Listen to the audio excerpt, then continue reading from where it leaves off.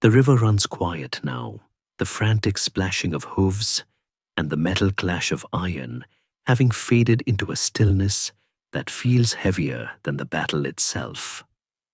It is July in the year 711 AD, on the muddy banks of the Guadalete River in the deepest south of Spain, where the water is slowly flushing out the debris of a kingdom that has just ceased to exist.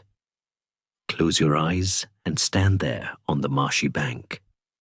The air is thick with the humidity of the marshes and the metallic scent of copper.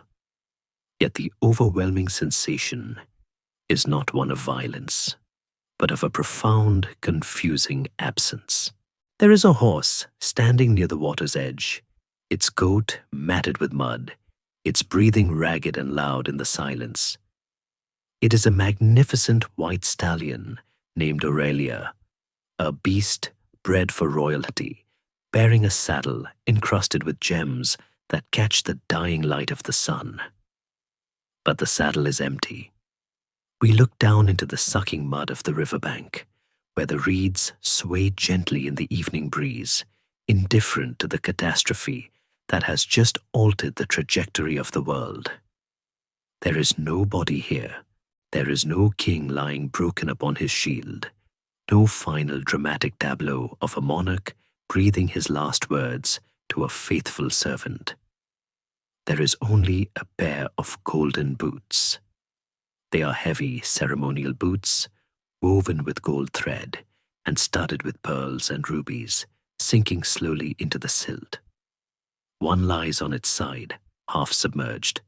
The other stands upright, as if the man wearing them simply stepped out of his existence and vanished into the ether.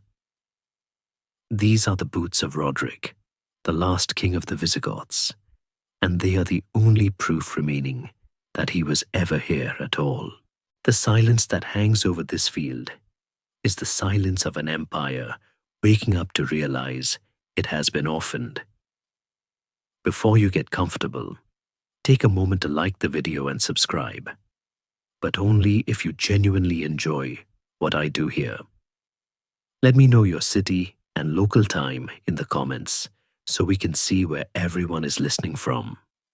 Now, let the noise of your own day fade away as we stare at those abandoned golden boots.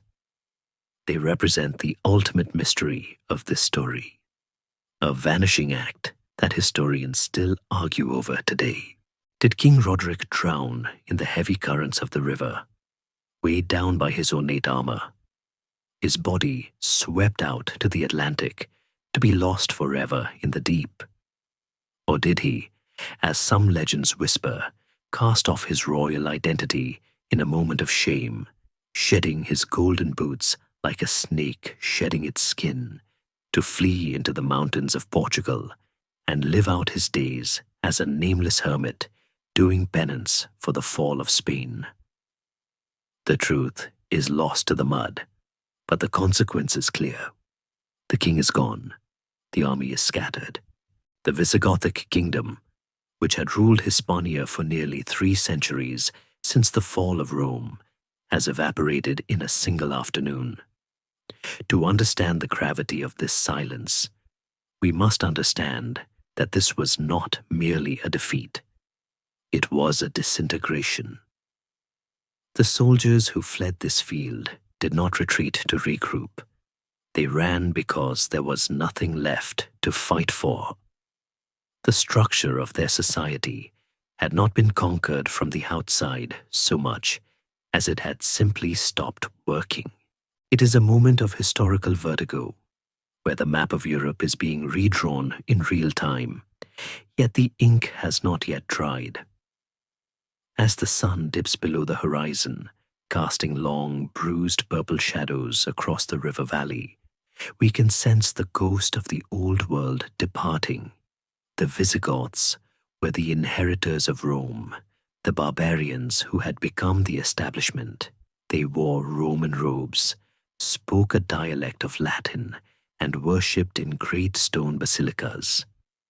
They believed their rule was ordained by God and cemented by time. But looking at those empty boots, We see the fragility of power. We see how quickly a dynasty can be reduced to a relic left in the dirt. The chroniclers who would later write about this day described it not as a murder, but as a suicide. They speak of a suicide of a kingdom, a phrase that implies a slow, deliberate self-destruction rather than a sudden victimization. And indeed, the silence by the river is the silence of a house that has collapsed under its own weight. The wind that rustles the willow trees seems to whisper that this end was inevitable, written in the stars long before the first arrow was fired.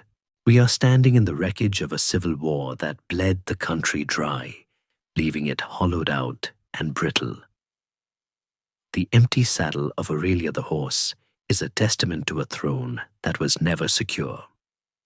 Roderick was a usurper, a man who seized power in a chaotic vacuum, hated by half his own subjects, viewed with suspicion by his own generals.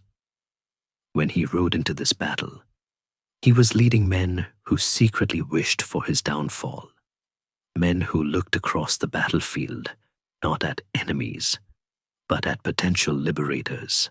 This is the tragic irony of the scene. The golden boots were left behind not because the enemy was too strong, but because the foundation was too weak. As night fully descends upon the Guadalete, the frogs begin to croak, a rhythmic, earthly sound that grounds us back in the physical reality of the marsh. The grand narrative of history pauses here. There are no heroes yet, only ghosts. The 300 Spartans had their hot gates. The Visigoths have only this quiet, muddy bank and a missing king. It is a humble, humiliating end. But it is also a beginning, for in the chaos of this collapse, amidst the thousands of fleeing soldiers and terrified nobles running for the safety of the northern hills, there are survivors who will refuse to accept that this is the end. The story we are about to tell does not belong to the man who wore these golden boots. It belongs to the ones who kept their boots on, the ones who did not vanish, but instead climbed higher, into the mist and the stone, to wait. But here, by the water, the era of the Goths is over. The loss of Spain, as it will be known in the lamentations of the chroniclers, is absolute. The darkness settles in, cool and absolute, wrapping the land in a shroud. We leave the riverbank now, drifting away from the empty armor and the grazing horse, moving backward through time to see how the rot set in. We must understand the sickness before we can understand the cure. We must see the betrayal before we can appreciate the loyalty.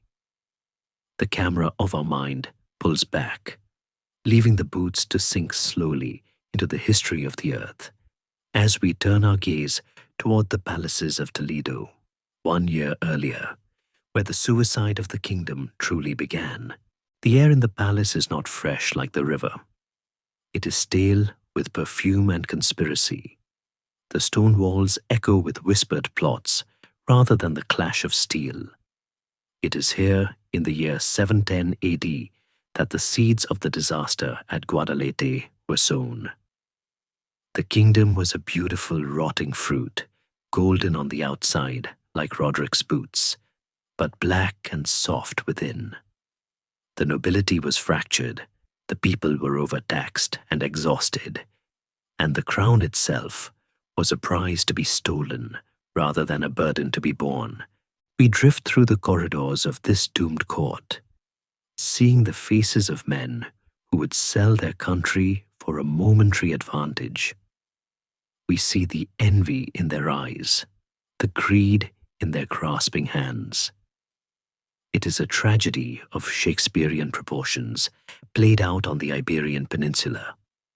And as we watch the political maneuvering that will lead to the muddy banks of the Guadalete, we realize that the invasion from the south was merely the final push that toppled a structure already leaning over the precipice. The silence of the aftermath is the silence of inevitability. The night is deep now.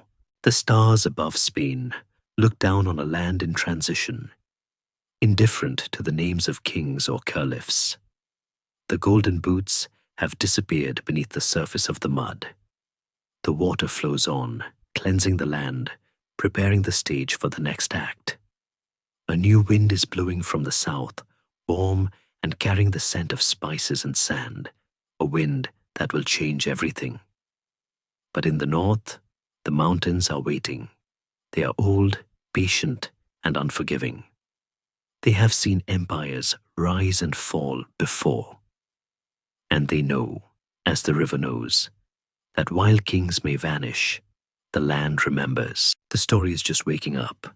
We drift north now, leaving the silence of the riverbank behind, floating over the parched ochre landscapes of the Iberian Peninsula to the very heart of the realm.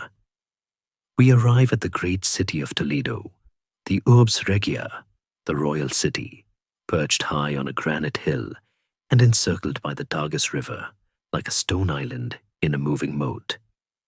It is the year 710 AD, 1 year before the boots were lost in the mud. From the outside, Toledo is a vision of impregnable strength, a skyline of Roman walls reinforced by Gothic ambition, its towers scratching the belly of the sky. But as we pass through the heavy iron gates, moving ghost-like through the stone corridors of the royal palace, the atmosphere changes. The air here is not fresh. It is stagnant, heavy, with the scent of beeswax candles, old incense, and the copper tang of fear.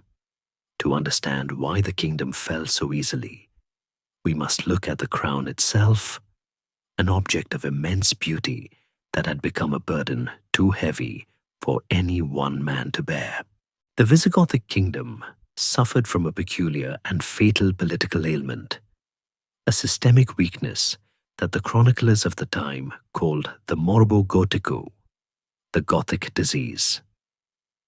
This was not a plague of the body, but a sickness of the state. Unlike the monarchies we often imagine, where a king dies and his son naturally steps onto the dais, the Visigothic crown was elective. Every time a king died, the realm held its breath. The nobility, a pack of wolves in silk robes, would gather to choose the next ruler. And in doing so, they ensured that every succession was a crisis, and every coronation was a prelude to civil war. We find ourselves in the shadowed alcoves of the throne room in late 710, in the wake of the death of the previous king, Witiza. The palace is a nest of vipers. Witiza had left behind sons, princes, who believed the throne was their birthright by blood. But the council of nobles, fearing a dynasty that might curb their own power, looked elsewhere. They looked to the south, to a hardened duke named Roderick. Roderick was a man of iron, a warrior who promised stability in a time of trembling. When he ascended the throne, seizing the crown from the hands of Witiza's children, he did not just take a title. He created a blood feud that would tear the map of Europe apart. Imagine the scene of his coronation, the chanting of the bishops, the glittering of the votive crowns, magnificent hoops of gold, and hanging letters that the Visigoths dedicated to the church, swaying above the altar. But look at the faces in the crowd. Half the room is cheering. The other half is silent, their eyes hard and cold. The sons of Witiza and their faction, the legitimate heirs in their own eyes, stand in the shadows, their hands resting white-knuckled on the hilts of their swords. They do not see Roderick as their king. They see him as a usurper, a thief who must be destroyed at any cost. This is the rot at the center of the fruit. The kingdom is not united against an external threat. It is consumed by an internal hatred so deep that men would eventually be willing to burn down their own house just to see their rival choke on the smoke. As we drift through these tense months leading up to the invasion, we see that Roderick is a king ruling over a fractured reality. He issues edicts, but they are obeyed with reluctance. He moves his armies, but he constantly looks over his shoulder. The fragility of the state is not just in the palace. It has seeped into the soil of the countryside. The Visigoths, for all their architectural splendor, were a minority ruling elite, perhaps no more than 200,000 people, governing a population of millions of Hispano-Romans. They were the oil floating on top of the water, never truly mixing. And there were others too, who watched the cracks widen with a desperate hope for change. The Jewish population of Hispania, once prosperous, had been subjected to brutal, escalating persecution in the years leading up to 710. Laws had been passed to strip them of their property, their faith, and their dignity, turning a vibrant community into a subjugated class praying for deliverance. To them, the Visigothic crown was not a symbol of protection, but a hammer. The social contract had been shredded long before the first ship appeared on the horizon. The ground was fertile for collapse. It only needed a storm to wash the structure away. As Roderick sits on his throne, wearing the heavy robes of state, he is a tragic figure, a capable captain who has taken command of a sinking ship. He spends his days putting down minor rebellions, chasing the Basque wolves in the north, exhausted by the effort of holding together a tapestry that is unraveling in his hands. He does not look south. He does not look at the narrow strip of water that separates his troubled kingdom from the rising power of the Caliphate in Africa. In his mind, the danger is here, in the room, in the whispers of the Witiza faction. Historians still argue whether the sons of Witiza actively sent messengers to the Muslims in Africa, explicitly inviting an invasion to help them overthrow Roderick, or if the invasion was a separate event that they merely opportunistically exploited once it began. The distinction, in the end, mattered little to the outcome. Whether by written invitation or silent complicity, the door was unlocked from the inside. The tragedy of the suicide of Spain is that the weapon used to kill the kingdom was forged in Toledo, not in Damascus. The paralysis of the state meant that when the crisis came, there was no unified immune response. There was no rallying cry that could unite the peasant in the field, the merchant in the city, and the noble in the castle, because they did not belong to the same world. They were strangers living in the same land, bound only by a tax code and a mutual suspicion. As the year 710 bleeds into 711, the atmosphere in Toledo grows heavy, like the air before a thunderstorm. The omens are everywhere, flocks of birds flying erratically, strange lights reported in the northern skies, dreams of floods and fire troubling the sleep of the bishops. We watch Roderick pacing the ramparts of the city at night, looking out over the dark expanse of the Meseta. He feels the weight of the crown pressing down on his temples, a headache that never fades. He suspects that his enemies are plotting, but he cannot see the scale of the betrayal. He imagines a knife in the dark, a cup of poisoned wine, perhaps a small revolt in a distant province. He cannot imagine that his rivals are preparing to pull the pillars of the sky down upon everyone. The rot is total. It is in the wood of the throne, the stone of the walls, the hearts of the generals. The wild donkeys that the Umayyad general would later mock are nowhere to be seen yet. At this moment, the only players on the stage are the titans of the Visigothic aristocracy, locked in a death grip, wrestling for control of the steering wheel while the cliff edge approaches. The silence of the palace at night is deceptive. It is not the peace of a well-ordered realm. It is the held breath of a victim waiting for the blow. We leave Toledo now, drifting south again, following the invisible lines of conspiracy that stretch from the resentful princes in the capital to the coast. We are moving toward the edge of the world, to the Pillars of Hercules, where the Mediterranean breathes into the Atlantic. Here, the rot in the crown meets the opportunity of the revenger. The story tells us that while a kingdom can die from 1,000 small cuts, it often takes one man, one specific, heartbroken, vengeful man, to deliver the final strike. The golden boots of Roderick were destined for the mud, not just because of abstract politics, but because of a father's rage. As the sun rises over the southern coast, illuminating the whitecaps of the strait, we see the fortress of Ceuta standing alone, a sentinel watching the sea. Inside lives a man named Julian. He is a count, a governor, a gatekeeper, and he is reading a letter that will end the world he knows.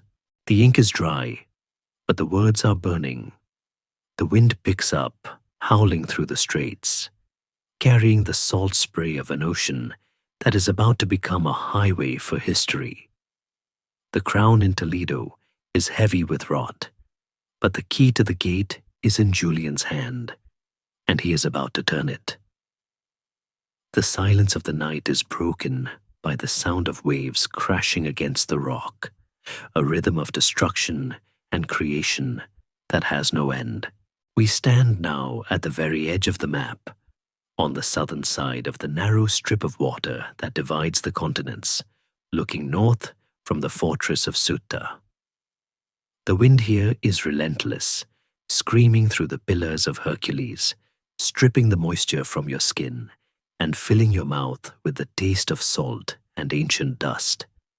It is late in the year 710 AD, and the man standing on the battlements, staring across the 9 miles of churning blue ocean toward the coast of Spain, is Count Julian. In the Chronicles of the West, he is the villain, the traitor, the Judas of the Visigoths. But here, in the quiet solitude of the ramparts, he is simply a father holding a grief that has turned into cold, hard hate. Ceuta is a strange liminal place, a fortress clinging to the African coast, technically loyal to the Visigothic crown in Toledo, yet surrounded by the expanding ocean of the Umayyad Caliphate. Julian is the gatekeeper of Europe. For years, he has held his door shut, repelling raids and maintaining the delicate balance of power.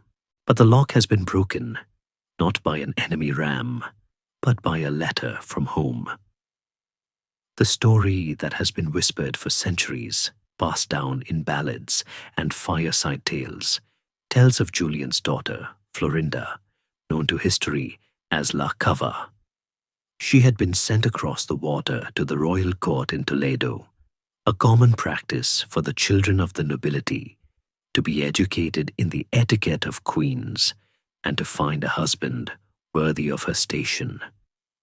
Julian had entrusted his most precious treasure to his king, but King Roderick, drunk on his new power and perhaps believing that the laws of decency did not apply to the man who wears the crown, betrayed that trust.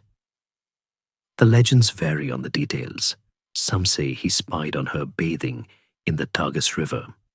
Others speak of a more violent and direct assault within the palace walls. But the result was a message sent in secret back to Ceuta.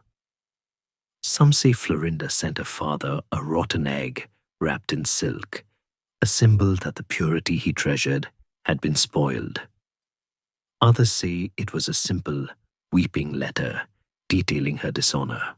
Whatever the medium, the message shattered Julian's loyalty. The man who looked across the strait was no longer a governor protecting his realm. He was a predator, looking for a weapon big enough to kill a king.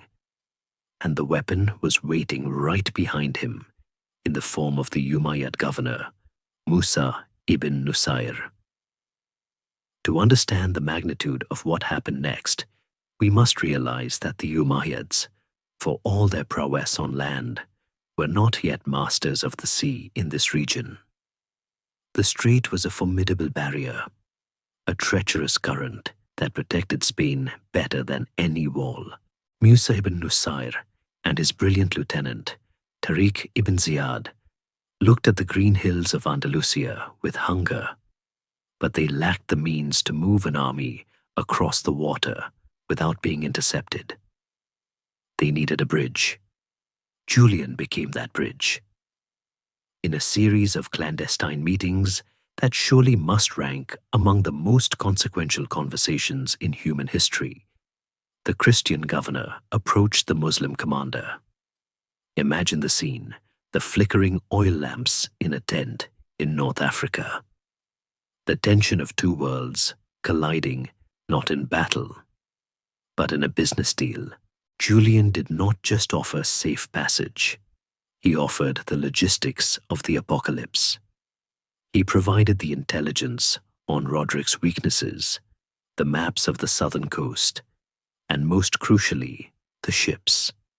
He offered his own merchant fleet to ferry the invaders across, masquerading as trade vessels so as not to alarm the coastal watchtowers.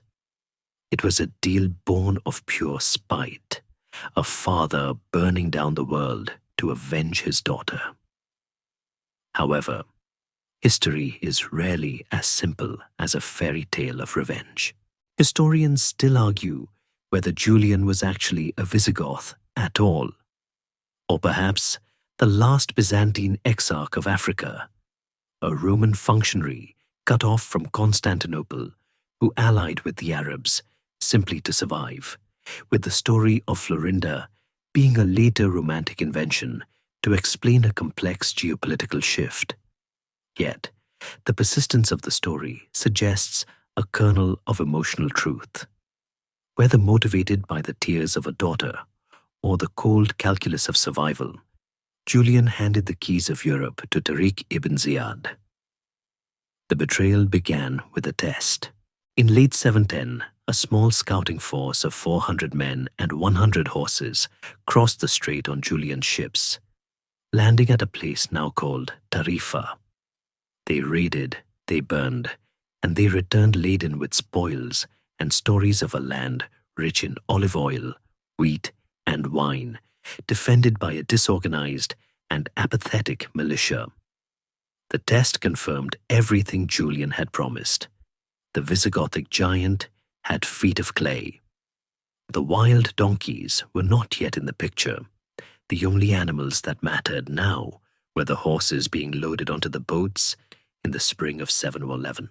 The great invasion was prepared with a terrifying efficiency. Tariq ibn Ziyad, a Berber commander with eyes that had seen the deserts of the Maghreb and the mountains of the Atlas, gathered a force of 7,000 men. It was not a massive army by the standards of the East, but it was a spear tip, honed to a razor edge.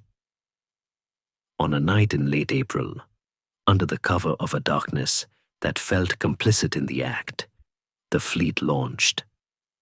Stand on the deck of one of those ships for a moment.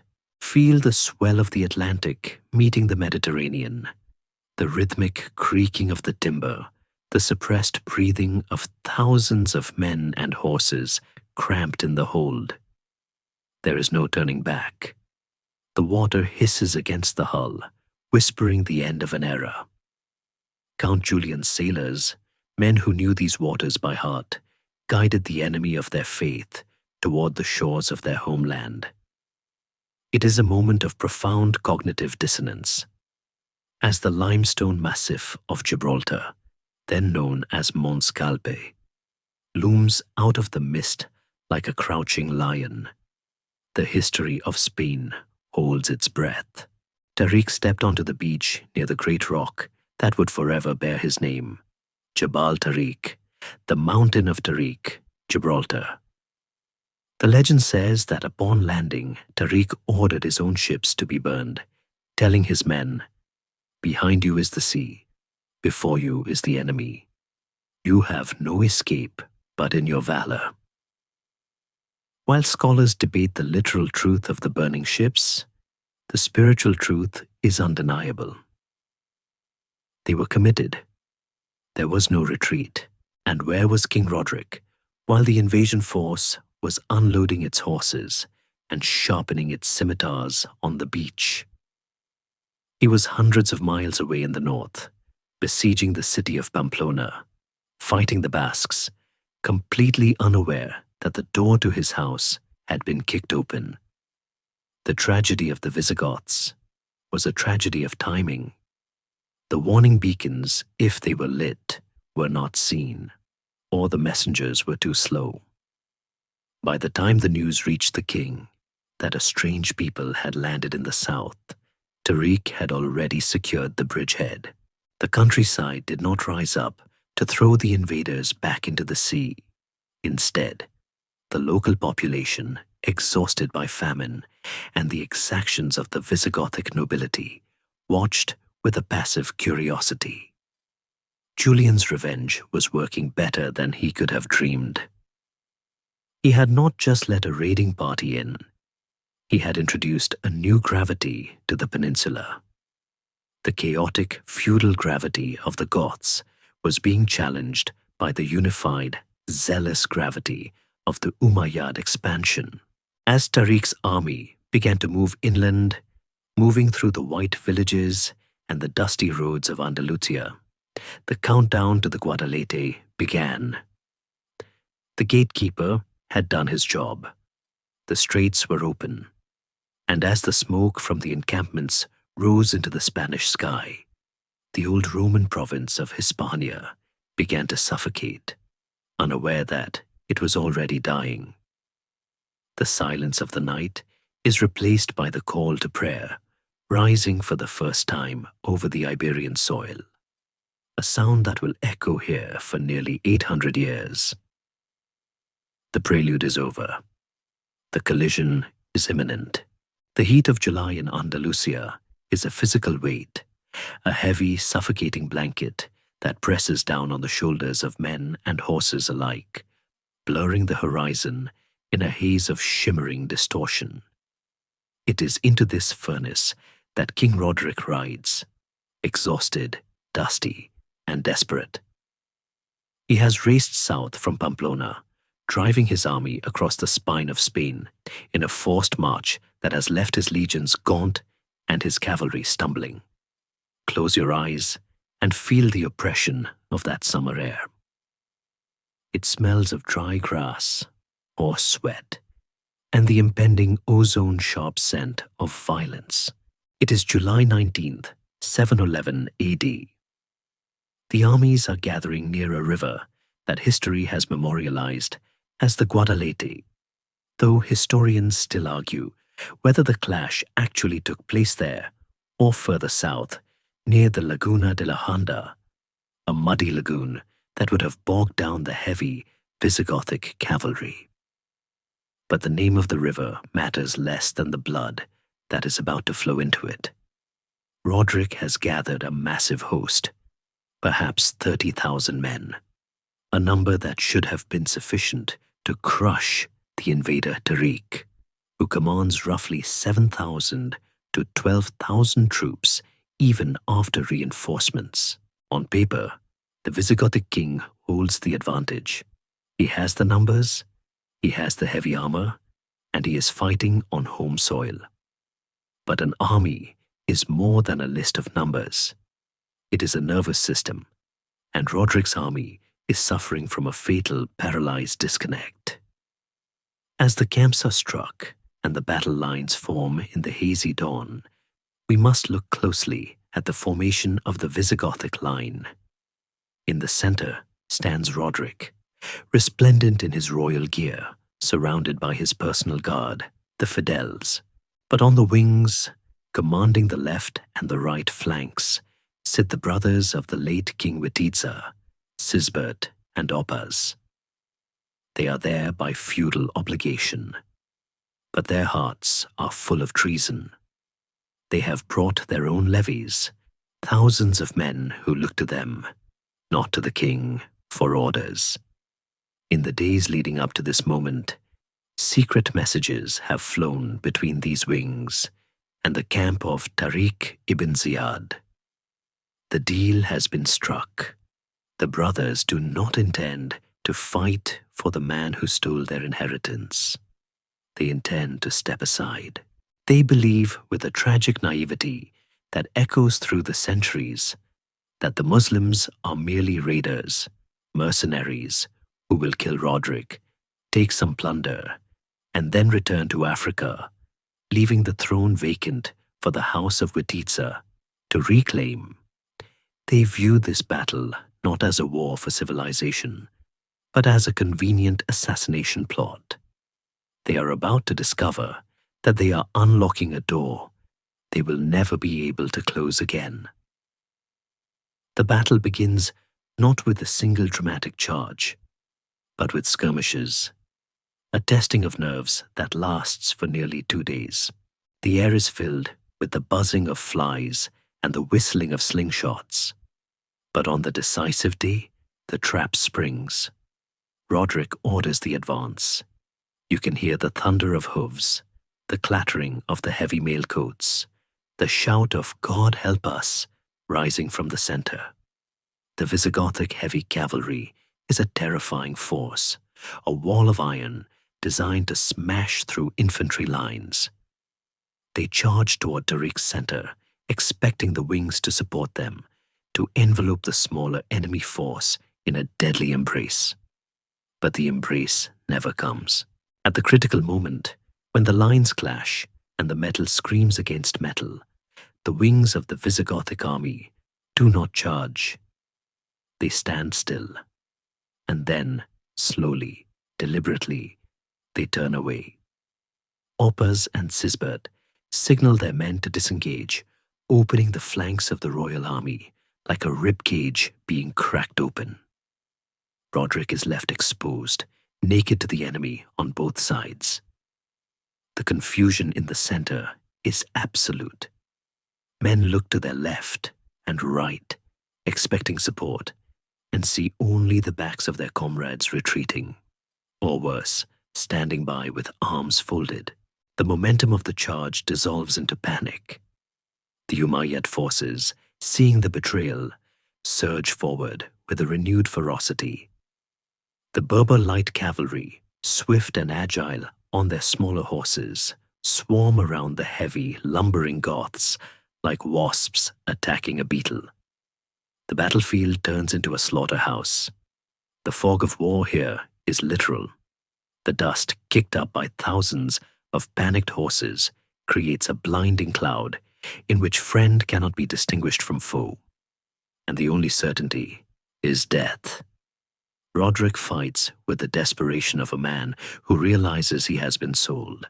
He is not fighting for victory anymore. He is fighting for a dignity that is rapidly evaporating in the heat. The cohesion of the Visigothic state shatters in an hour. The nobility, the flower of the Goths, are cut down in the mud, their genealogies ending in a crimson pool. The psychological shock of this betrayal is more devastating than the physical defeat. The Visigothic soldiers who are not in on the plot see their leaders abandoning them and assume the war is already lost. The retreat turns into a rout. Men throw away their shields to run faster. They shed their heavy armor, leaving a trail of steel leading back to the north. The river becomes a graveyard. Panicked horses plunge into the water, trampling drowning men. The water turns opaque with silt and blood, carrying the bodies of dukes and counts downstream towards the sea they failed to defend. And somewhere in this chaos, Roderick disappears. We return to the image of the empty saddle, the white horse Aurelia running wild, the golden boots left behind. His body is never identified, perhaps because he was stripped of his royal insignia by looters, or perhaps because the river simply took him. But the king is dead, and with him dies the central nervous system of the kingdom. The conspirators, Oppas and Sisbert, watch the carnage, perhaps expecting Tariq to bow to them and hand over the keys to Toledo. Instead, they find themselves staring at a conqueror who has no intention of leaving. They have not hired a hitman, they have invited a landlord. The Umayyads realize quickly that the resistance has evaporated. There is no backup army. There is no reserve force. The Visigothic kingdom was a hollow shell, and it has been crushed. As the sun sets on the Guadalete, the silence returns, but it is the silence of a graveyard.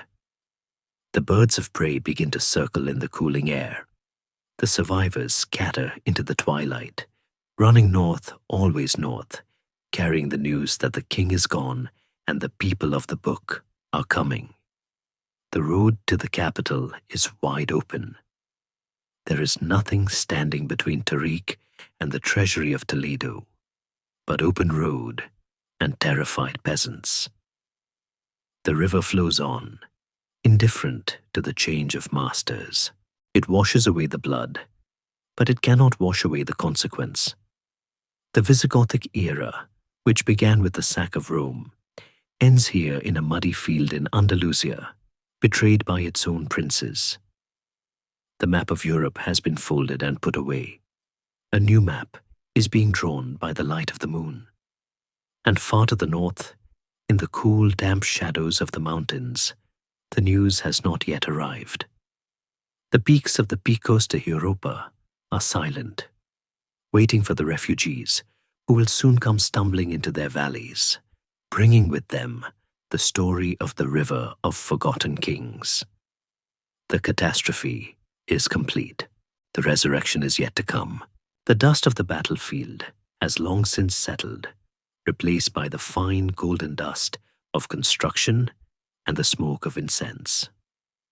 We move forward in time, slipping through the years like water through fingers, arriving in the city of Cordoba in the year 717 AD. The silence here is different. It is not the silence of the dead at the Guadalete, but the quiet, terrified obedience of the living. Close your eyes and walk through the streets of this ancient city, which is shedding its Roman skin and growing a new exotic shell. The air smells of strange new spices, saffron, cumin, and the sweet smoke of oud drifting from the courtyards of the new masters. The church bells still ring, but they are now punctuated by the adhan, the call to prayer rising from the minarets that are beginning to puncture the skyline. In the center of this transforming world, walking the marble corridors of the governor's palace, is a man who looks like a ghost. He wears the fine silk tunics of a courtier, but his hands are calloused from the sword hilt he is no longer permitted to carry. This is Pelayo. He is not in chains. There are no iron bars on his window. He is a prisoner of a much more subtle and dangerous design.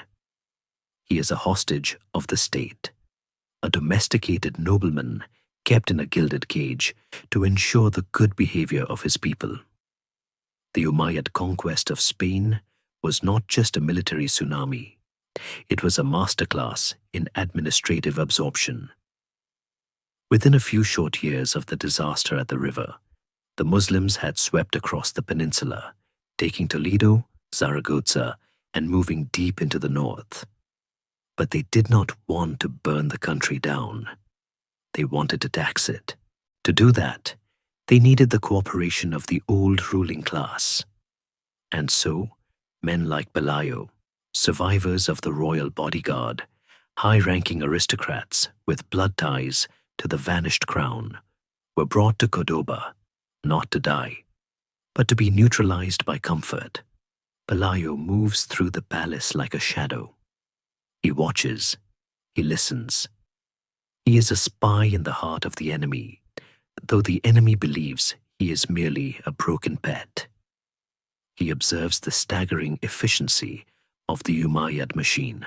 Unlike the chaotic, feuding Visigothic court, where power was a knife fight in the dark, the new administration is governed by the sophisticated bureaucracy of Damascus. He sees the runners arriving with dispatches from the caliphate, thousands of miles away. He sees the engineers drawing plans for irrigation systems that will turn the dry plains into gardens. He sees the scholars arguing over Aristotle and the stars. It is a humiliation deeper than defeat. It is the realization that the conquerors are not merely stronger. They are, in many ways, more advanced.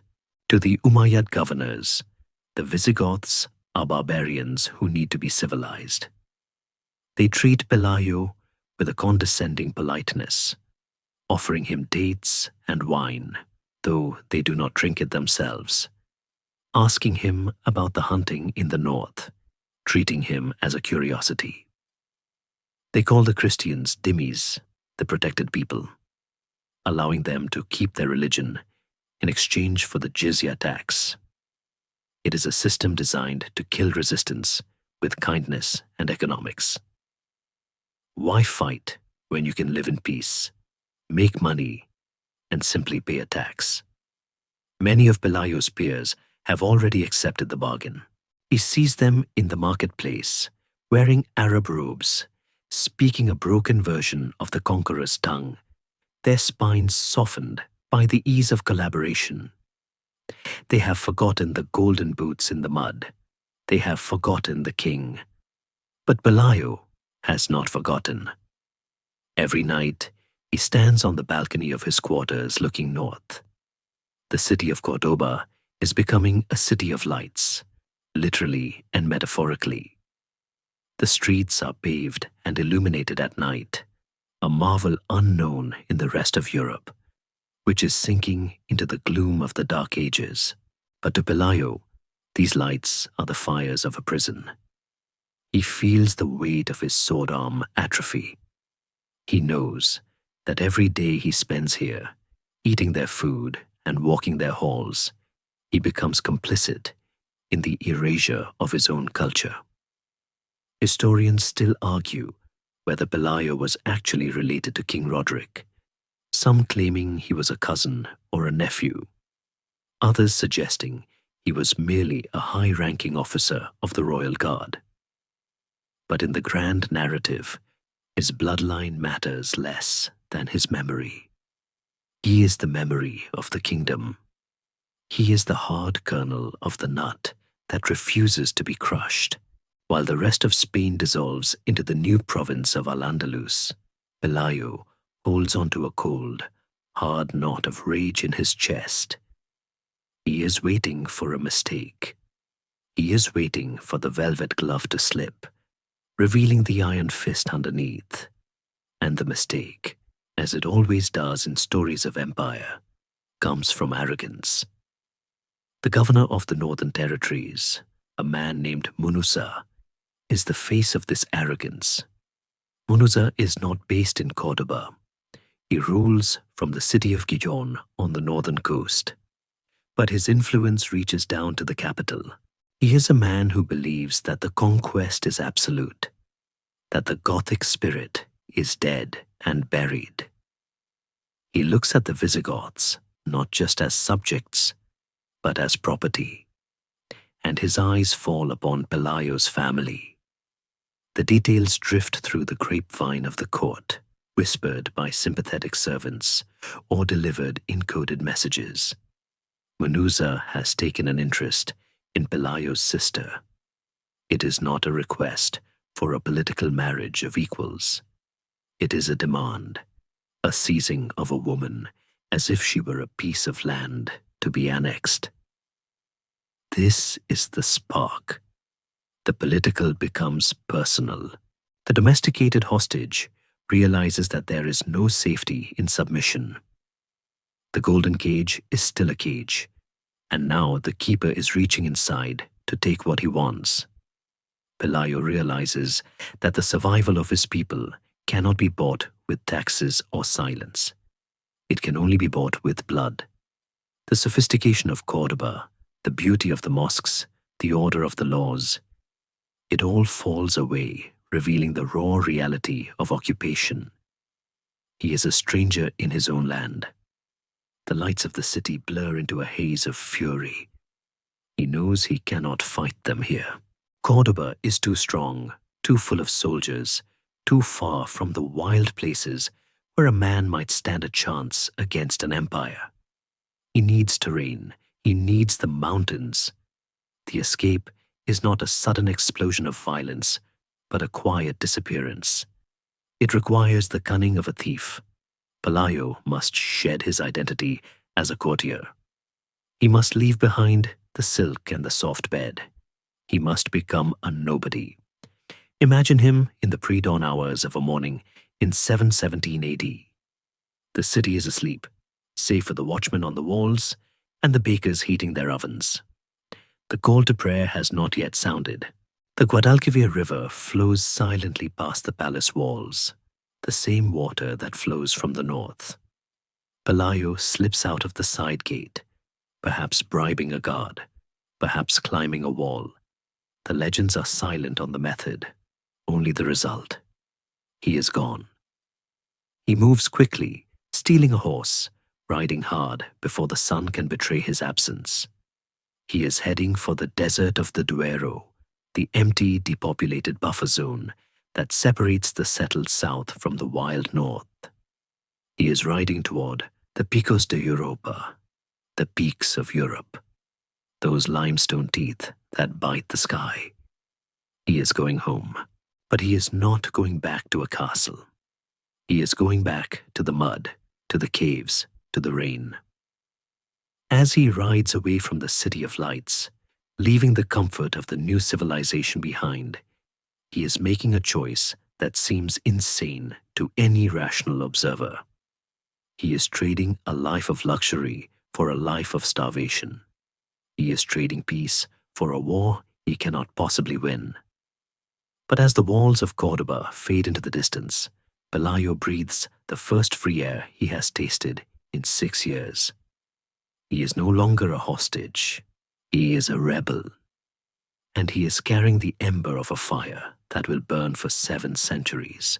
The camera tracks him. A solitary figure on a stolen horse, galloping across the dry plains of La Mancha.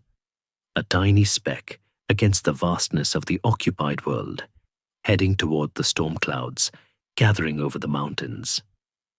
The chase is about to begin. The air changes first.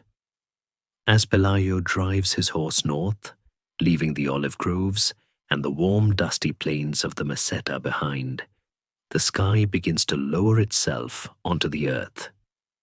The relentless sun of the south is replaced by a ceiling of slate-gray clouds that cling to the hilltops like wet wool. He is crossing the desert of the Duero, a vast, depopulated no-man's land deliberately left empty by the constant raids and counter-raids of the previous century. A scar on the map that now serves as his only shield. Close your eyes and feel the temperature drop. The wind here bites with a damp chill, carrying the smell of wet stone, pine resin, and rotting leaves. It is the scent of the Atlantic, the scent of the end of the world. Pelayo is no longer the silk-clad hostage of Cordoba. He is a fugitive, a speck of desperation, moving against a landscape that grows more hostile with every mile. He is exhausted, his body aching from days of hard riding, sleeping in ditches, drinking from muddy streams, always listening for the thunder of hooves behind him. For the Umayyad cavalry is not far behind. Munuza, the governor of the north, has been alerted. The wild beast has escaped the cage, and the hunt is on. But as the ground begins to rise, tilting upward into the foothills of the Cantabrian Mountains, the geometry of the world shifts in Pelayo's favor. The flat, open terrain that favors the swift Arab horses and the coordinated maneuvers of the imperial army gives way to a chaotic jumble of ravines, thick forests of oak and beech, and narrow, twisting goat paths. Here, the map stops making sense to an outsider. The Picos de Europa rise ahead like a fortress built by titans, a wall of limestone teeth jutting thousands of feet into the mist.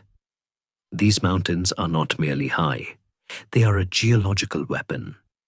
They are karst formations, riddled with potholes, sudden drops, and a labyrinth of caves carved by water over millions of years.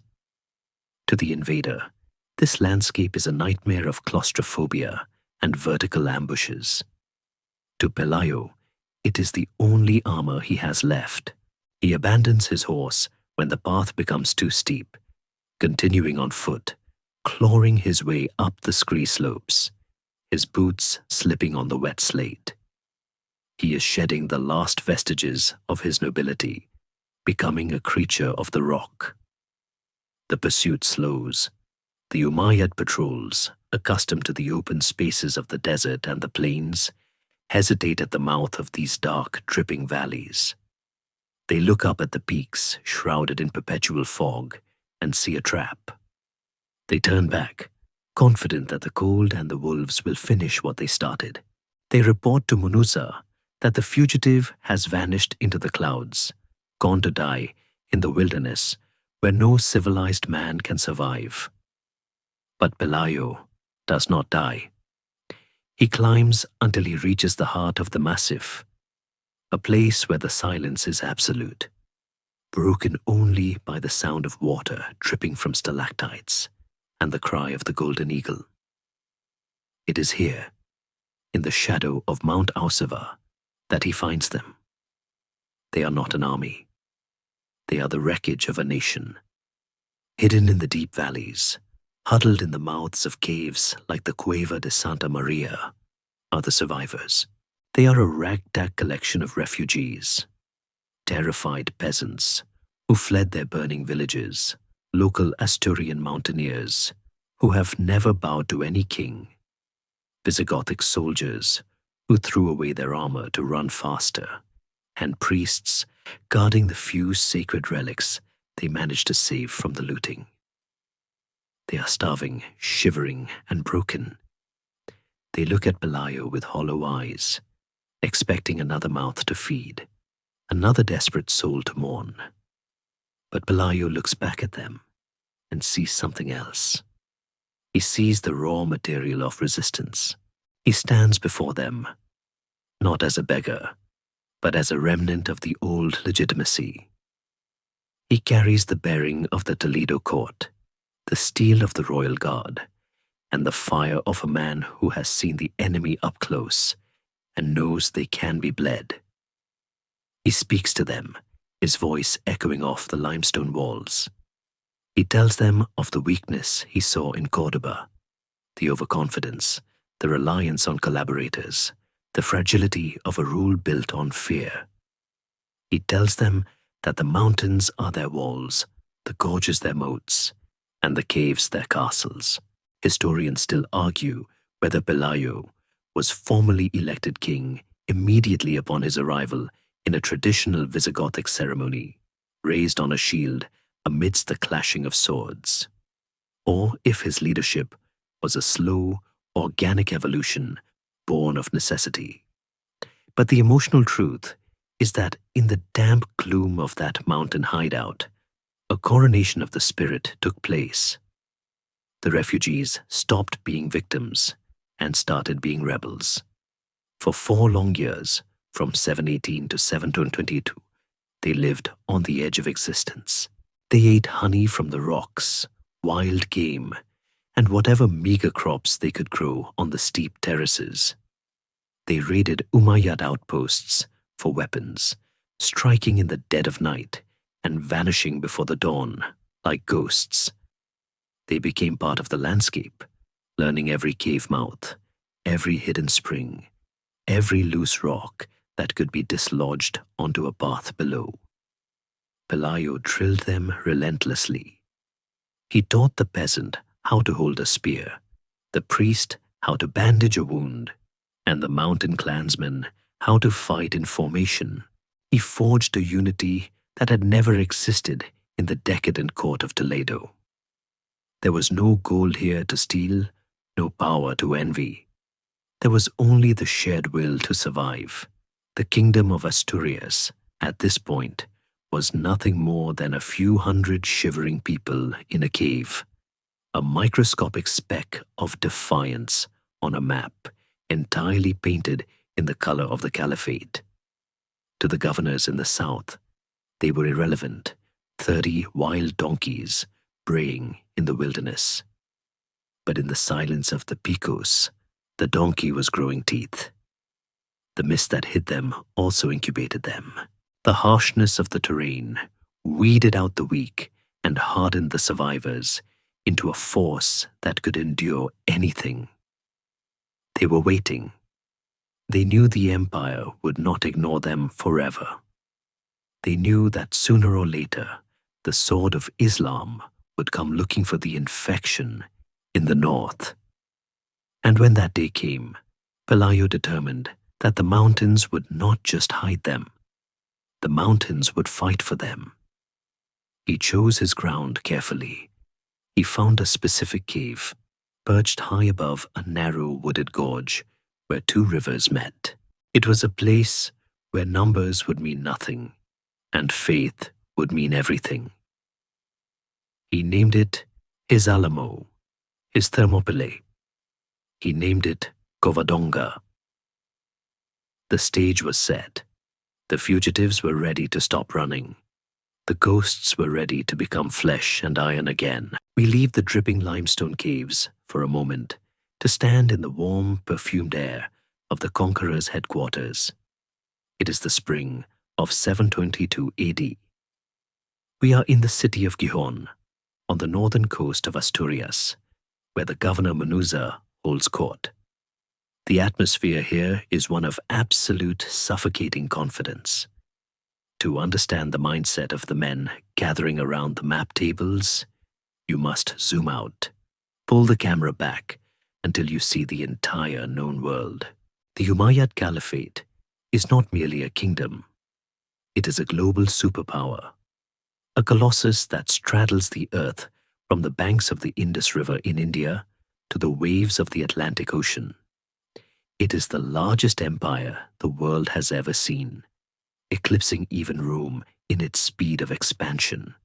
Its armies have shattered the Persians, the Byzantines, and the Visigoths. Its poets are writing in Damascus. Its scientists are calculating the circumference of the earth. Its merchants are trading in silk and spice. Against this backdrop of limitless power, the report lying on Munuza's desk seems like a joke. It speaks of a disturbance in the Picos de Europa.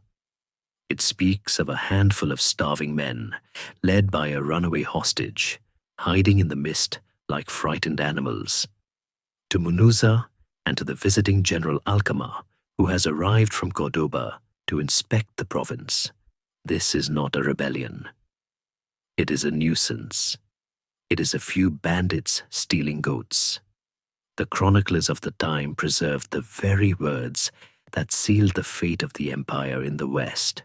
As the report was read, detailing the positions of Pelayo's ragtag band, a dismissive wave of the hand accompanied the now infamous question, "What are 30 wild donkeys? What damage can they do to us?" The phrase, "wild donkeys," was not just an insult, it was a classification. It stripped the rebels of their humanity, their nobility, and their threat. It reduced them to beasts, stubborn, stupid, and ultimately irrelevant. In the mathematics of the caliphate, 30 men against an empire of millions was an equation that equaled zero. The arrogance was not personal.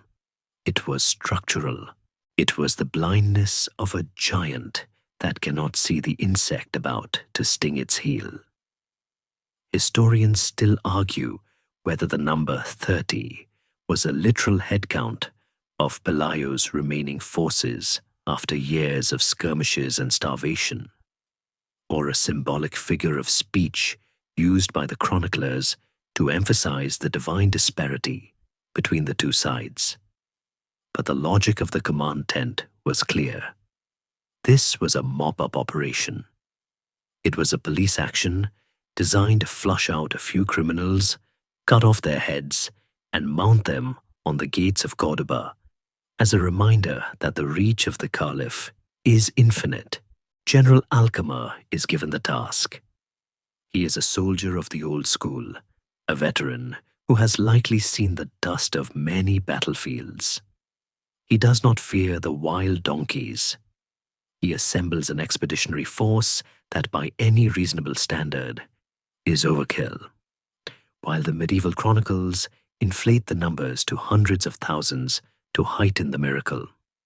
Modern estimates suggest a force of perhaps 8,000 to 20,000 men. Even at the lower estimate, it is a hammer blow aimed at a mosquito. The army that gathers on the coastal plain is a terrifying display of military evolution. It includes heavy Arab cavalry, protected by chainmail and wielding long lances, Berber light infantry, fierce and agile mountaineers themselves, and a contingent of slingers and archers capable of darkening the sky with projectiles. They are disciplined, well-fed, and driven by the momentum of a century of unbroken victories. Riding with them, in a carriage of velvet and wood, is a man we have met before, Bishop Oppas, the brother of the old King Witiza, the collaborator, the man who helped open the door at the Guadalete. He is there, not to fight, but to talk. He is the voice of reason, the tool Munuza hopes will convince Pelayo to surrender without bloodshed. After all, why waste good arrows on a suicide pact? Oppas represents the new Spain, the pragmatic path of submission and survival. He believes he is going to save his countrymen from a pointless death. He does not realize he is riding into a theological and military buzzsaw. The march begins.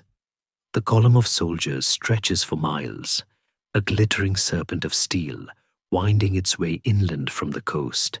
Close your eyes and listen to the sound of this army on the move. The rhythmic tramp of thousands of boots, the jingling of harnesses, the guttural commands in Arabic, the confident laughter of men who expect to be home before the harvest. They move easily at first, through the rolling green hills and the river valleys. But as they approach the Picos de Europa, the world begins to close in. The sky narrows to a slit of grey between towering cliffs. The road dissolves into a track. The mountains loom ahead, silent and brooding, their peaks lost in the cloud layer. To the soldiers of the desert and the warm Mediterranean coast, this landscape is alien and oppressive. It is a place of shadows, where the sun struggles to reach the valley floor.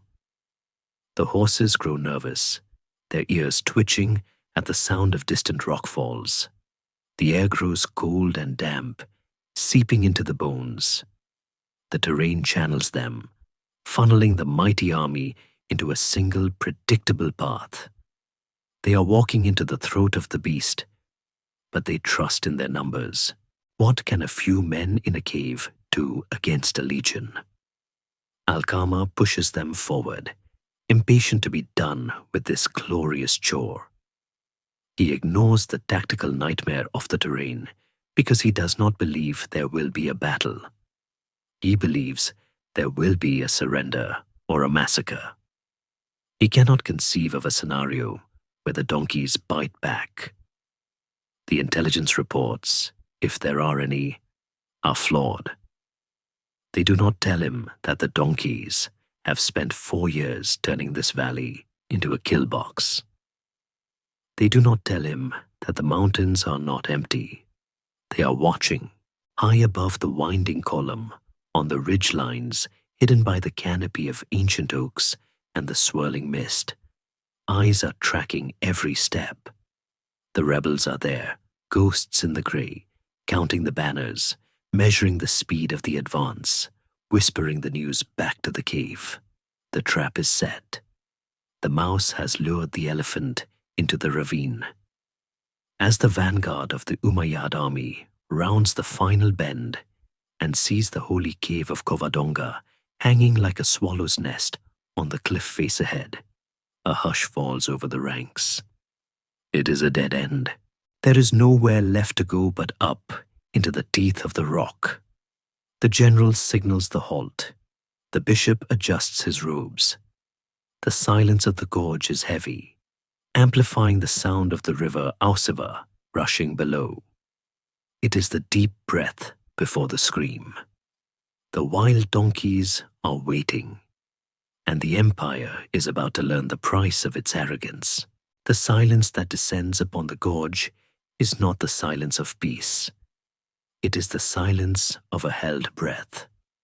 The thousands of soldiers standing on the valley floor, the horses shifting their weight on the damp stones, the birds watching from the canopy. Everything pauses. It is the moment where words try to do the work of swords. From the ranks of the Umayyad army, a single figure emerges. He is not clad in the steel of a warrior, but in the flowing robes of the church. This is Bishop Oppas, the Metropolitan of Seville, a man carrying the weight of a shattered kingdom on his shoulders, though he carries it with a bent spine. He rides a mule, the mount of a peacemaker, picking his way carefully up the rocky path toward the mouth of the cave. The visual contrast is stark, the gold of his ecclesiastical vestments against the grey, moss-slicked limestone of the cliff. He stops just outside the range of an arrow shot, looking up into the darkness of the cavern where Pelayo and his men are watching. To the modern ear, this scene might feel like a cinematic invention, a scripted parley before the climax. But it is a ritual deeply embedded in the warfare of the time. The final offer of mercy before the annihilation. Oppas clears his throat. His voice, amplified by the acoustics of the natural amphitheater, echoes off the rock walls, reaching every ear in the valley. He does not speak with hatred. He speaks with a weary, tragic kindness. He calls out to Pelayo by name, addressing him as a friend, a peer, a fellow survivor of the shipwreck. Pelayo, he calls, his voice drifting through the mist. Why do you cling to this rock? The entire host of the Goths, with all their chariots and brilliance, could not stand before the Ishmaelites. How then do you hope to defend yourself with a handful of starving men in a hole in the wall? It is a seductive argument. It is the argument of reality. Oppas represents the logic of the visible world. He points to the map, to the history of the last 10 years, to the sheer mathematical impossibility of resistance. He offers Pelayo a future, a governorship, a villa, a life of comfort under the new order, just as Oppas himself enjoys. He pleads with him not to throw away his life for a dead cause. Listen to me, he urges, and you will enjoy many good things, and you will be partners with us in everything. The soldiers below wait. The rebels in the cave grip their spears tighter. It is a moment of supreme temptation. To surrender now would be rational. It would save the lives of the women and children huddled in the back of the cave. It would end the cold, the hunger, and the fear. But Pelayo does not live in the world of logic anymore. He lives in the world of the symbol. He steps forward from the shadows of the cave entrance, his silhouette framed against the dark interior. He is gaunt, his armor is battered, his face weathered by the mountain wind. He looks down at the bishop, the man who wears the robes of God, but speaks the words of the conqueror. Historians still argue whether the exact dialogue recorded in the Chronicle of Alfonso III is a verbatim transcript or a later theological polish. But the essence of Pelayo's reply is the spiritual pivot point of the entire Reconquista. He does not talk about troop numbers or tactics. He talks about seeds. "Have you not read in the Holy Scriptures?" Pelayo calls back, his voice steady and hard as the granite around him, "that the church of the Lord is like a grain of mustard seed, which, being the smallest of all, grows to be greater than all." It is a stunning rebuke. He is using the bishop's own book against him. He is reframing the narrative not as a military defeat, but as a biological dormancy. The seed must be buried in the dirt, small and invisible, before it can rise as a mighty tree. Pelayo gestures to the damp, dark cave around him. "From this little mountain," he declares, "the salvation of Spain will arise, and the army of the Goths will be restored." He rejects the offer. He rejects the logic. He rejects the surrender. He tells Oppas that his trust is not in armies, but in the Christ who advocates for the weak. "Go back," he warns. "Go back to those who sent you and tell them we will never bow." The rejection hangs in the air, absolute and final. There is a long, heavy pause. Oppas stares up at the man he likely considers a madman. He sees that there is no negotiation possible here. The gap between them is not just vertical altitude, it is the distance between two different universes. The bishop shakes his head, turning his mule around. He rides back down the slope, his shoulders slumped. The tragedy is sealed.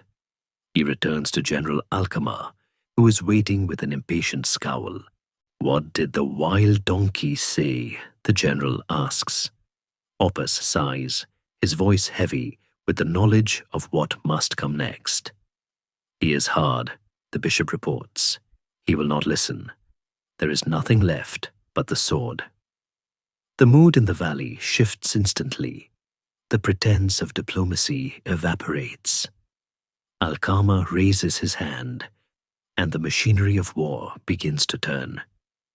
The archers and slingers step forward, knocking arrows and loading stones. The vanguard of the infantry draws their scimitars. The sound of prayer rises from both sides, one in Arabic, praising the greatness of God, the other in Latin, begging for his protection. But up in the cave, there is a strange calm. Pelayo turns to his men. He does not give a rousing speech about glory. He gives them simple, practical instructions. He tells them to wait. He tells them to trust the rock. He tells them that the mountain is their shield, and that the enemy's strength is also their weakness. The 300 men, or however many they truly were, brace themselves against the limestone walls. They can see the forest of spears moving below. They can see the whites of the eyes of the men coming to kill them. But they also see what Alcama does not. They see the narrowness of the path. They see the steep angle of the cliff. They see the loose boulders pile high on the ridges above, held back by timber supports, waiting for the cut of a rope. The bishop has ridden away, taking the last hope of peace with him. The mustard seed has been planted in the dark earth of the cave.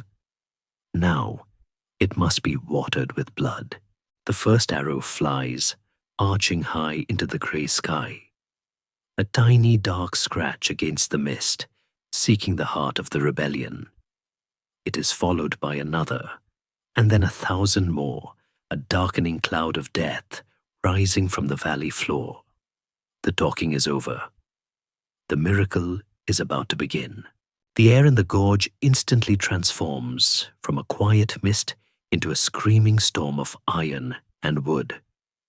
General Alcama gives the command, a single sharp shout that cuts through the damp air, and the sky turns black. Thousands of bowstrings snap in unison, a sound like a massive whip cracking against the mountainside. The Umayyad archers are the finest in the world, disciplined men who have rained death upon the armies of Persia and the garrisons of Byzantium. They do not miss. But here, in this narrow throat of stone, the rules of war are being rewritten by the geometry of the earth. Watch the flight of the first volley. The arrows hiss upward, fighting gravity, seeking the dark mouth of the cave where Pelayo and his men are huddled behind their shields. But the cave of Covadonga is not a simple hole in a wall. It is a geological overhang, a lip of limestone that protrudes like a brow over the sanctuary. The arrows, fired from the valley floor at a steep, nearly vertical angle, do not fly deep into the cavern. Instead, they strike the stone ceiling of the overhang. And then something happens that the chroniclers will call a miracle, but which a physicist would call a brutal lesson in ballistics. The arrows do not stick in the stone, they shatter, or worse, they bounce. The kinetic energy of the volley is rejected by the mountain. The arrows ricochet backward, spinning wildly, raining down not upon the rebels, but upon the upturned faces of the men who fired them. It is a moment of horrific confusion. The front ranks of the Umayyad army, packed tight in the narrow defile, suddenly find themselves under attack from their own weapons. Men scream as shafts pierce shoulders and necks. The psychological impact is instantaneous and devastating. To the superstitious mind of the medieval soldier, this is not physics. This is divine intervention. It looks as if the sky itself has betrayed them, as if the God they pray to, or the God of the Christians, is physically spitting their violence back at them. A ripple of panic shudders through the column. The forward momentum of the charge falters. Men stop looking at the enemy and start looking at the stone above them with terror. Alcama screams at them to hold the line, to fire again, but the doubt has already set in. The wild donkeys in the cave are untouched. They are watching the chaos unfold with a grim satisfaction, their knuckles white on the shafts of their spears. Pelayo sees the hesitation. He sees the confusion rippling through the enemy ranks like wind through wheat. He knows that this is the moment. The mustard seed is about to burst. He raises his sword, not a golden ceremonial blade, but a piece of sharpened iron that has seen too much use, and gives the signal. It is not a shout, for a shout would be lost in the din. It is a movement, a thrust of the blade toward the sky. High above the cave, on the invisible ridge lines shrouded in the mist, the hidden Asturians see the glint of the steel. These are not soldiers. They are farmers, shepherds, men who know how to move earth and timber. For days, they have been preparing for this second phase of the trap. They cut the ropes, holding back the makeshift domes of logs and stones they have piled on the cliffs. The sound that follows is deeper than the arrows, a low, rumbling groan that vibrates in the chest of every man in the valley. The mountain begins to move. Tons of limestone boulders, felled tree trunks, and debris come crashing down the vertical slopes of the gorge. It is an avalanche of hate. The rocks smash into the packed ranks of the Umayyad army with the force of meteorites. There is no room to dodge. The narrow path, which had been the invaders' highway, becomes their tomb. Men are crushed before they can draw their swords. Horses panic, rearing and trampling their riders, driven mad by the noise and the pain. The traffic jam of flesh and steel is absolute.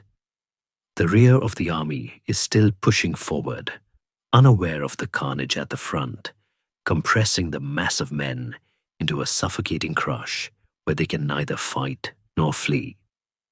And then, into this cauldron of dust and blood, Pelayo leads the charge. The 300 men surge from the cave mouth, screaming the name of Christ and the name of their lost kingdom. They hit the stunned, disorganized front line of the Umayyads like a sledgehammer hitting glass. The disparity in numbers no longer matters. In the tight confines of the gorge, 1,000 men are no better than 3 if only 3 can fight at a time. The long lances of the Arabs are useless here.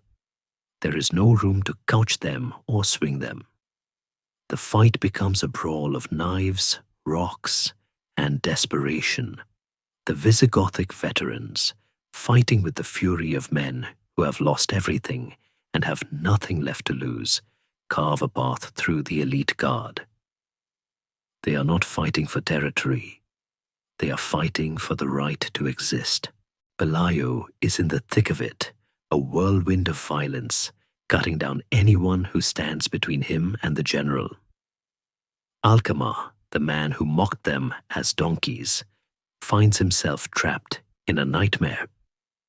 He tries to rally his bodyguard to create a defensive perimeter, but the chaos is too total.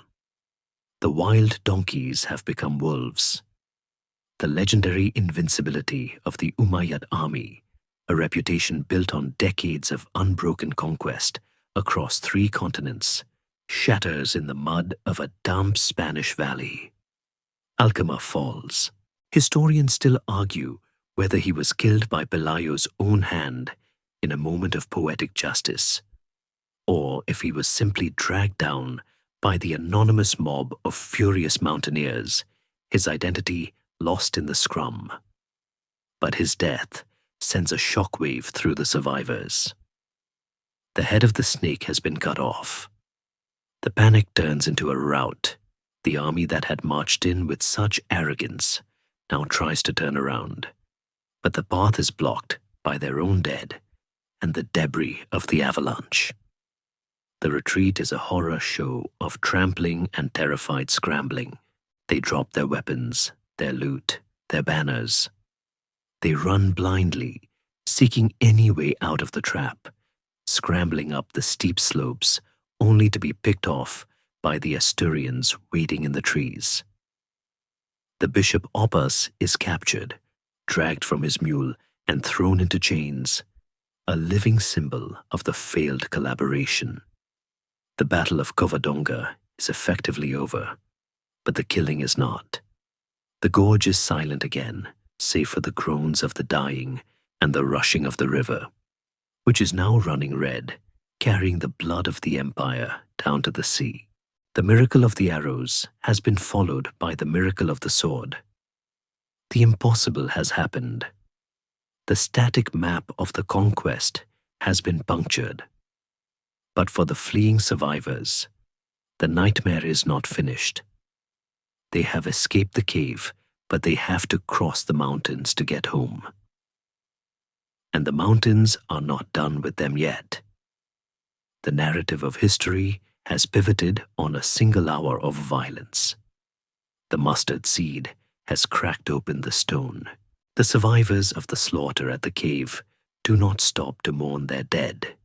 They run. Terror is a powerful fuel, and it drives the remnants of Alcama's army east, deeper into the labyrinth of the Picos de Europa, seeking a path that leads away from the demons with the spears. They are no longer a cohesive military unit. They are a panicked herd, stripping off their heavy mail, discarding their helmets, leaving a trail of expensive debris that marks their flight through the high passes. They scramble over the limestone ridges, bleeding, exhausted, their throats parched, their eyes wide with the trauma of the miracle they just witnessed. They believe they have put distance between themselves and Pelayo. They believe the worst is over. But the geography of Asturias is cruel, and the trap Pelayo set was not merely tactical, it was topographical. The fleeing column is funneled toward the Liebana Valley, a deep, lush gash in the earth where the river Deva runs cold and fast. They reach a place called Koskaya. It is a narrow track carved into the side of the mountain, with a sheer wall of rock on one side and a precipitous drop to the river on the other. It is late in the day, or perhaps the early hours of the next morning. Time has lost its meaning for these men. The mist is heavy here, muffling the sound of their stumbling boots. They are thousands, strong still, a dangerous force if they could only regroup, but their morale is shattered. They crowd onto the narrow path, pushing and shoving, desperate to cross the treacherous ground and reach the open plains to the south, and then the earth betrays them. The chronicles of the Christian monks describe it with the clarity of divine judgment. The earth opened and swallowed them. Historians still argue whether it was a divinely timed earthquake, a massive landslide triggered by the vibrations of thousands of marching feet on unstable ground, or perhaps a flash flood caused by a sudden mountain storm that undermined the path. But the geological reality of the Picos de Europa supports the catastrophe. These mountains are dynamic, crumbling giants.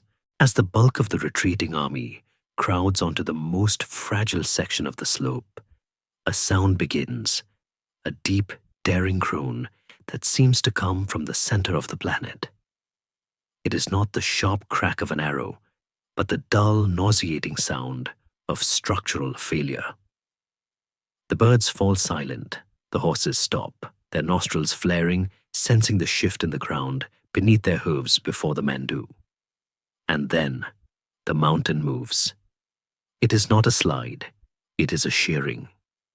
A massive section of the cliff face, destabilized by rain or weight, detaches itself from the parent rock. Close your eyes and imagine the horror of that moment. The ground simply ceases to exist. Thousands of tons of rock, soil, and ancient trees slide violently downward, carrying the screaming men and horses with them, like toys swept off a table. The fall is terrifyingly long. The army is pulverized, ground between the moving earth and the riverbed below. The Deva River, already swollen, is instantly dammed by the debris and the bodies, the water turning into a churning soup of mud and blood. Those at the front of the column look back to see their comrades vanish into a cloud of dust that rises hundreds of feet into the air. Those at the rear stop dead, staring at the void where the road used to be. The invincible army has been erased. It was not defeated by a superior force of arms. It was digested by the landscape itself. The silence that follows the landslide at Koskaya is heavier than any silence that came before. It is the silence of total annihilation. There are no wounded crying out for help, for they are buried under 20 feet of scree. There is only the settling dust and the sound of the river struggling to find a new path around the obstruction. For the few stragglers who manage to avoid the slide, the message is clear. The land of Asturias rejects them. This is not merely enemy territory, it is cursed ground. They scatter into the wilderness, where they will be hunted down by the local villagers, pitchforks and axes, finishing what the mountain began. The destruction of Alcama's expeditionary force is absolute. Of the thousands who marched into the mountains with such arrogance, almost none returned to Cordoba to tell the tale. The wild donkeys did not just bite. They lured the lion onto a precipice and watched it fall. Back in Gijón, the governor Munuza waits for news of the victory. Instead, he receives the silence of the grave. When rumors finally reach him, whispered by terrified scouts or carried by the wind, that Alcama is dead, the bishop is captured, and the army is buried, panic seizes him. The confidence of the empire evaporates in a heartbeat. Munuza realizes that he is now alone, deep in hostile territory, with no army to protect him. The infection has not been cured. It has become a plague. He does not try to hold the city. He packs his gold, his household, and he runs. He flees Gijón, hoping to race south to the safety of the Meseta before the news spreads. But the news travels faster than horses. The countryside is awake now. The victory at Covadonga has acted like a signal fire, lighting up the spirit of resistance in every village and hamlet. The fear is gone. The peasants, who once hid from Munuza's tax collectors, now stand on the roads with scythes, waiting for him. Munuza never makes it to safety. He is intercepted at a place called Olalis, cut off and killed, his body left in the dirt, another golden boot abandoned in the mud. The north is free.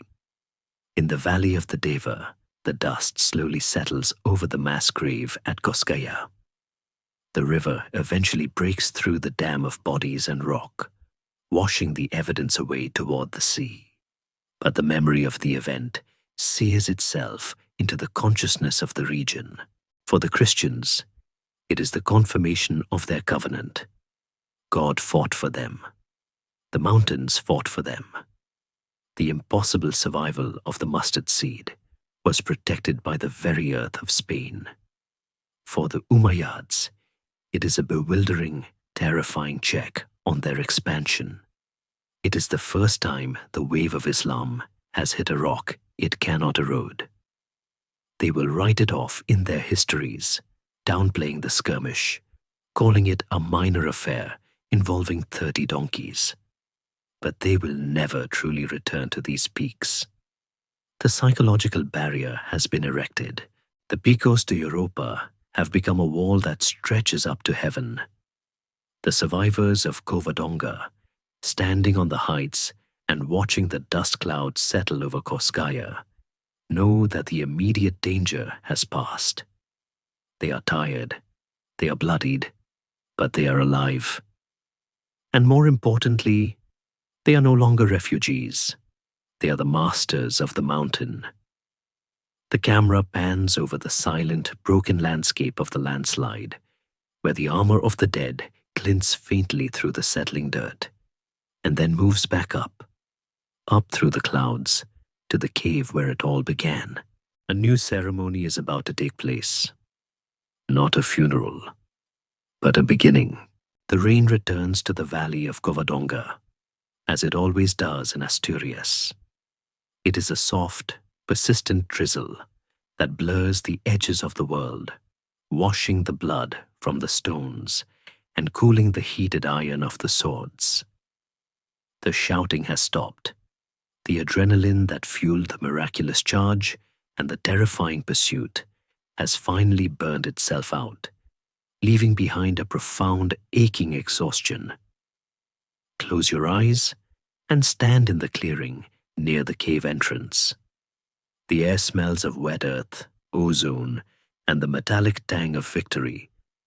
But the overwhelming sensation is one of smallness. The great imperial army is gone, buried in the gorge or scattered to the winds, and what remains is a small circle of men standing in the mud. They are battered, bleeding, their tunics torn, their beards matted with the grime of the fight. There is no gold here.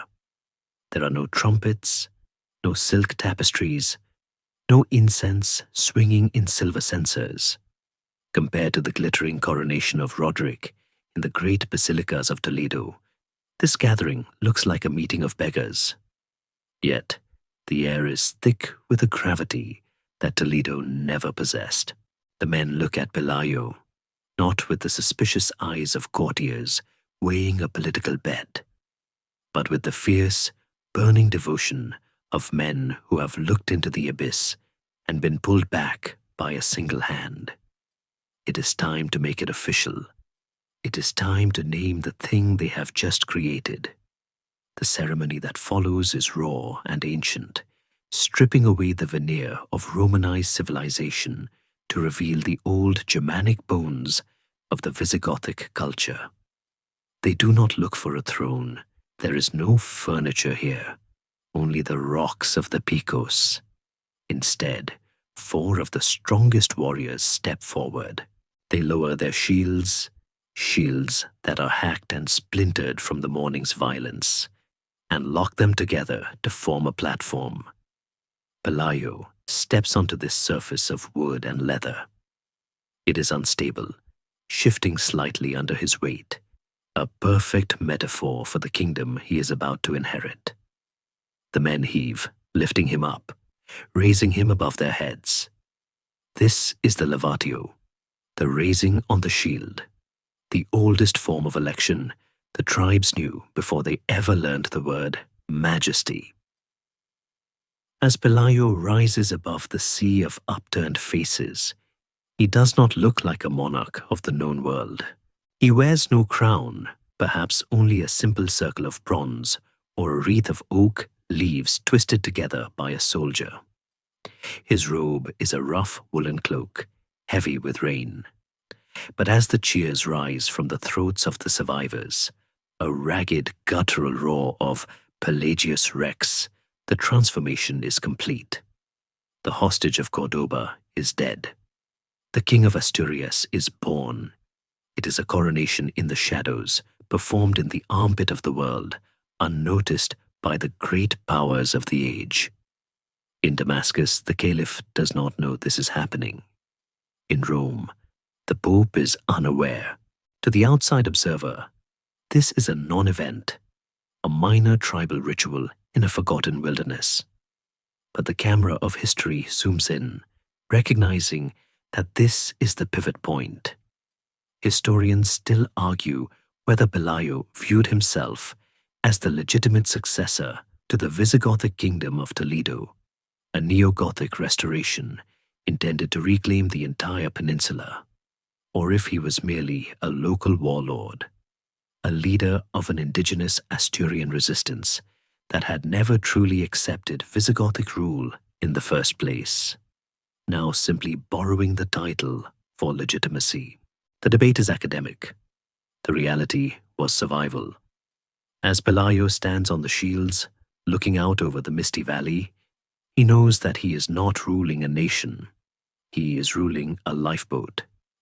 His kingdom consists of a few dozen miles of vertical rock, deep forests, and terrified refugees.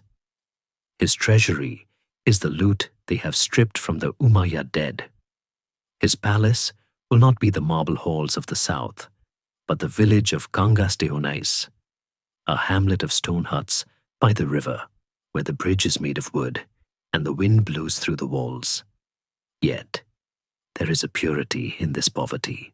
The rot that destroyed Toledo, the intrigue, the betrayal, the disconnect between the ruler and the ruled, is absent here. There is no room for it. In the mountains, everyone bleeds the same color. The king eats the same hard bread as the spearman. The king sleeps on the same hard ground.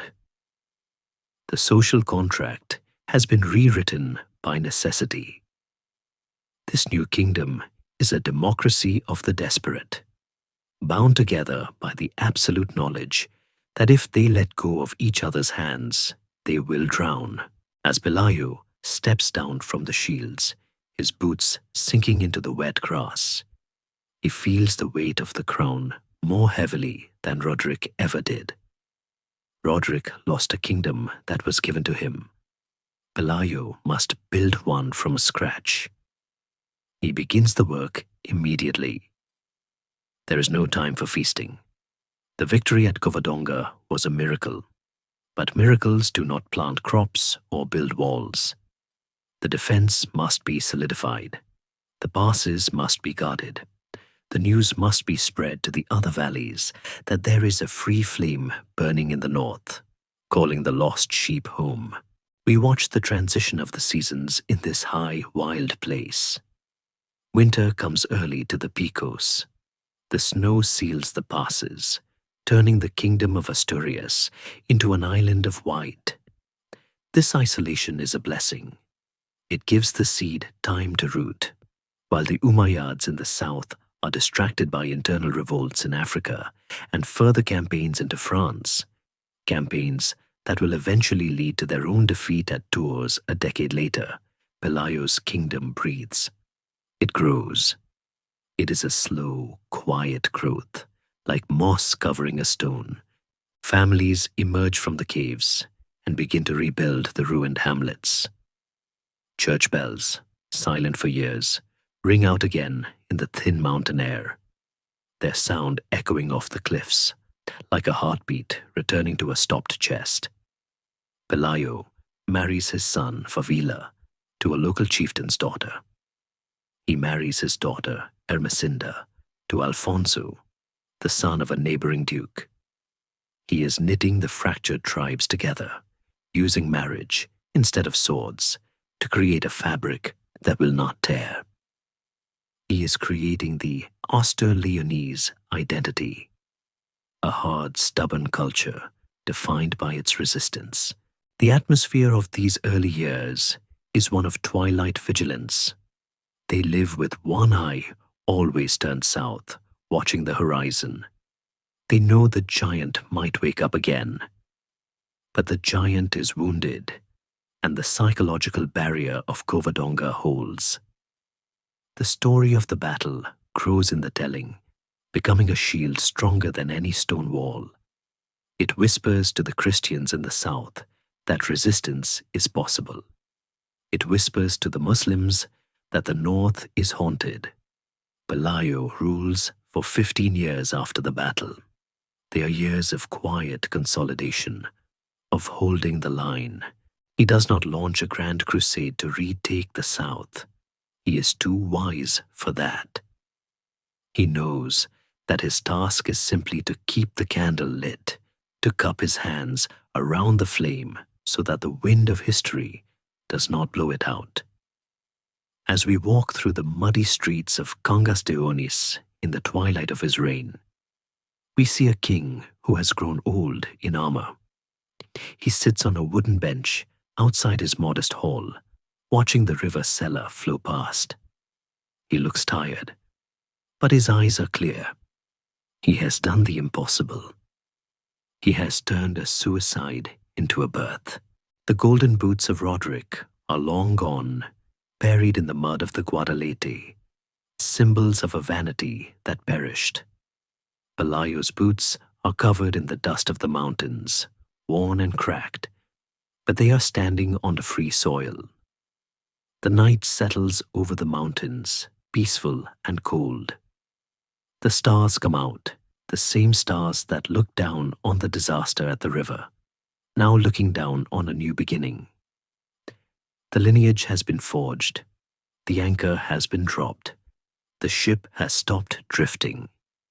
The longest war in human history has begun, but the first and hardest battle, the battle for survival, is won. The camera pulls back now, rising higher and higher, until the Picos de Europa are just wrinkles in the skin of the peninsula. We watch the seasons flicker, like the pages of a book turning in the wind, blurring into decades and then centuries. Pelayo dies in 737 AD, peacefully in his bed, a luxury denied to the Visigothic kings of old. He leaves behind not a vast empire, but a seed that has taken firm root in the rock. His son Favila rules briefly, killed, as the legends say, by a bear. A reminder that the wilderness is still untamed. But then comes Alfonso the Fern, the son-in-law who married Pelayo's daughter. It is Alfonso who takes the survival strategy of the cave and turns it into a geopolitical weapon. He looks south from the mountains and sees the danger of the open plains. He knows he cannot conquer the Muslims yet, but he can starve them out. He launches a series of brutal, systematic raids into the Duero River Valley, depopulating the towns, burning the crops, and dragging the Christians back north into the mountains. He creates the desert of the Duero, a massive, empty buffer zone, scorched of life, a physical barrier of nothingness that separates the tiny Christian north from the Islamic south. It is a grim tactic, born of weakness, but it works. For nearly a century, the Umayyad armies have no logistical stepping stones to launch attacks on Asturias. The kingdom is safe behind its moat of silence. As we watch the timeline scroll forward, we see the ripple effect of that single rainy afternoon at Covadonga, expanding outward. It is a slow, grinding expansion. The Reconquista, as it will come to be known, is not a unified military campaign. It is a fitful, messy, multi-generational struggle that lasts for 770 years. It is the longest war in human history. It stops and starts, defined by truces, alliances, and moments where Christian kings fight each other as often as they fight the caliphate.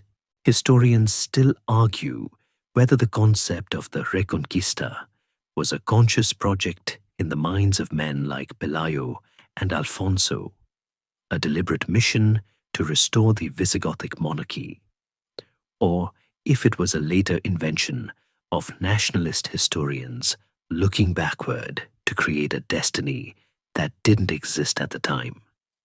Did Pelayo really dream of Granada, or was he just trying to keep his family alive? The truth is likely found in the momentum. Whether planned or accidental, the survival of Asturias created a distinct gravity. From this tiny pocket of resistance, new kingdoms sprouted like shoots from a stump: Leon, Castile, Navarre, Aragon, and Portugal. They pushed the frontier south, mile by bloody mile, building castles, castillos, that gave the central region of Spain its name. The thread of history that began with a few hundred men in a cave leads directly to the defining moments of the modern world. Follow the line. Without Covadonga, there is no Kingdom of Asturias. Without Asturias, there is no Castile. Without Castile, there is no marriage of Ferdinand and Isabella in 1469. Without that union, there is no final conquest of Granada in 1492, the year the last Muslim ruler, Boabdil, handed over the keys of the Alhambra and wept as he looked back at his lost paradise. And without that victory in 1492, there is no royal patronage for a Genoese sailor named Christopher Columbus, waiting in the wings of the court, asking for ships to sail west to the Indies. The entire colonial history of the Americas, the rise of the Spanish Empire, the global spread of the Spanish language, it all balances on the tip of the spear that Pelayo held in the damp gloom of the gorge. If the arrows had not turned, if the mountain had not collapsed, if the wild donkeys had been crushed, as the general predicted, the map of the world today would be unrecognizable. Europe might have become an extension of the Maghreb, a western province of a caliphate stretching to the Atlantic, its history written in Arabic script. The alternate timelines ghost away into the ether, leaving us with the reality we know, a reality forged in the stubborn refusal to surrender. Today, if you travel to Covadonga, the silence has returned. The gorge is no longer a place of violence. It is a sanctuary. A great pink basilica stands on the ridge, a monument to the faith that held the line. But the true heart of the place is still the cave. You climb the stairs, carved into the rock, passing the waterfall that feeds the pool below. Inside the Cueva de la Señora, dimly lit by votive candles that flicker in the draught, is a simple tomb. It is small, unassuming, set into the side of the cavern wall. The inscription is modest. It holds the remains of the man who started it all. Pelayo lies here, exactly where he fought, eternally guarding the pass. He is no longer the refugee or the rebel. He is the grandfather of a nation. The tourists who whisper in the gloom, crossing themselves, or simply staring at the rock, are standing in the womb of Spain. The water still drips from the ceiling, the same rhythm that marked time during the starvation years. The mist still clings to the peaks of the Picos de Europa, the limestone teeth that bit the empire. The story has become myth, but the rock is real. The legacy is not just in the borders of a country, but in the idea that resistance, no matter how small, can change the physics of history. The mustard seed grew, the mountain remembers, and the wild donkeys who stood their ground proved that even the smallest stone, if thrown with enough faith, can bring down a giant. The war is over. The echoes have faded. The history book closes softly, leaving only the sound of the water falling into the pool, a lullaby that has been playing for 1300 years. And so, the camera stops moving. We are back in the quiet dark of your own room. The centuries have settled back into the dust. The armies have marched away, their shouting lost to the wind. The kings and caliphs, the generals and the traitors, have all gone to sleep in the earth. There is nothing left to fight for tonight. The map is drawn, the borders are still, and the story is safe. Let the image of the mist-covered mountains of Asturias linger in your mind, a place of cool, grey stone and green forests, protected, hidden, secure. You are safe here. The noise of the world cannot reach you in the high passes. Let your breathing slow down, matching the rhythm of the dripping water in the cave. Drop by drop, moment by moment, the history is done. The past is a soft pillow. Drift away now, into the quiet, into the mist, into the peace of the mountain that watches over you. Sweet dreams.